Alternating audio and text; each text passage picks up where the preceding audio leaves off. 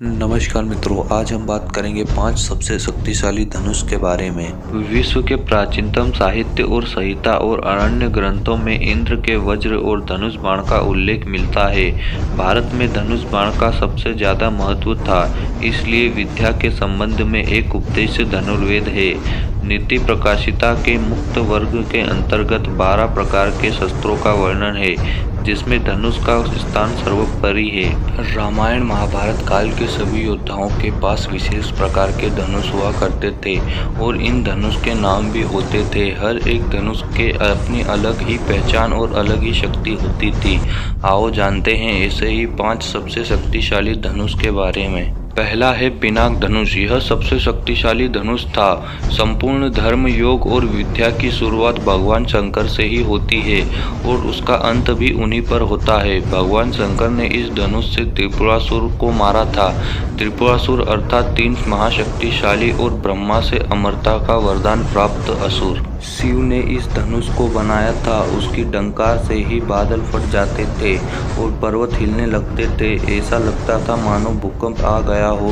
यह धनुष बहुत ही शक्तिशाली था। इसके एक तीर से ही त्रिपुरासुर की 3 नगरियों को ध्वस्त कर दिया था।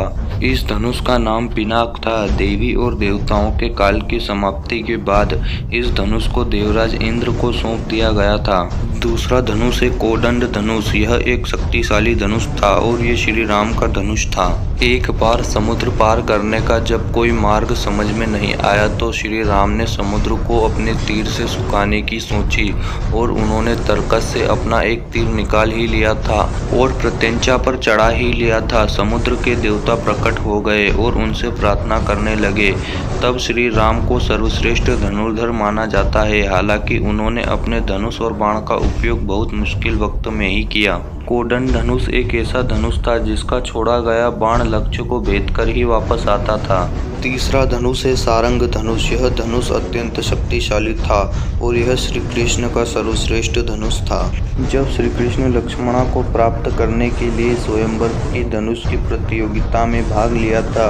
इस प्रतियोगिता में कर्ण, अर्जुन और अन्य कई सर्वश्रेष्ठ धनुर्धरों ने भाग लिया था। द्रौपदी स्वयंवर से कहीं अधिक कठिन थी लक्ष्मणा स्वयंवर की प्रतियोगिता। श्री कृष्ण ने सभी धनुर्धरों को पछाड़कर लक्ष्मणा से विवाह किया था। हालांकि लक्ष्मणा पहले से ही श्री कृष्ण को अपना पति मान चुकी थी, इसीलिए श्री कृष्ण को इस प्रतियोगिता में भाग लेना पड़ा। श्री कृष्ण के धनुष का नाम सारंग था। सारंग का अर्थ होता है रंगा हुआ, रंगदार, सभी रंगों वाला और सुंदर। कहते हैं कि श्री कृष्ण का यह धनुष सिंह से बना हुआ था। हालांकि कुछ लोग मानते हैं कि यह वही सारंग है जिसे कण्व की तपस्या स्थली के बांस से बनाया गया था। चौथा धनुष है गांडीव धनुष। यह अर्जुन का धनुष था। 5 पांडवों में से एक अर्जुन की धनुष विद्या भी जगत प्रसिद्ध थी। गुरु द्रोणाचार्य के श्रेष्ठ शिष्यों में से एक थे अर्जुन। द्रोणाचार्य ने अर्जुन को धनुष सिखाते वक्त वचन दिया था कि तुमसे श्रेष्ठ इस संसार में कोई धनुर्धर नहीं होगा। अर्जुन के धनुष गांडीव की डंकार से पूरे युद्ध क्षेत्र गूंज उठता था। रथ पर सवार श्री कृष्ण और अर्जुन को देखने के लिए देवता भी स्वर्ग से उतर गए थे। इसी धनुष से छोड़े गए तीरों से अर्जुन ने भीष्म को बाणों की सैया पे सुला दिया था और इसी धनुष से अंजलि का अस्त्र चला के अर्जुन ने कर्ण का वध किया था। 5वां धनुष है विजय धनुष। यह धनुष कर्ण का धनुष था। वैसे तो महाभारत काल में सैकड़ों योद्धा हुए, लेकिन कहते हैं कि युद्ध में कर्ण जैसा कोई धनुर्धर नहीं था। कवच और कुंडल नहीं उतारते तो कर्ण को मारना असंभव था। कर्ण के अर्जुन और एकलव्य से श्रेष्ठ धनुर्धर होने का प्रमाण यह है कि कर्ण के तीर में इतनी ताकत थी कि जब वे तीर चलाते थे वह तीर पांडवों की सेना पर मौत बनकर बरसते थे। इसी धनुष के निकले गए तीर से अर्जुन के गांडीव की प्रत्यंचा टूट गई थी। यह धनुष इंद्रदेव के पास था। इंद्रदेव से यह धनुष परशुराम के पास आया और परशुराम ने इसे कर्ण को सौंप दिया था। तो मित्रों, यह थे रामायण और महाभारत के 5 सबसे शक्तिशाली धनुष।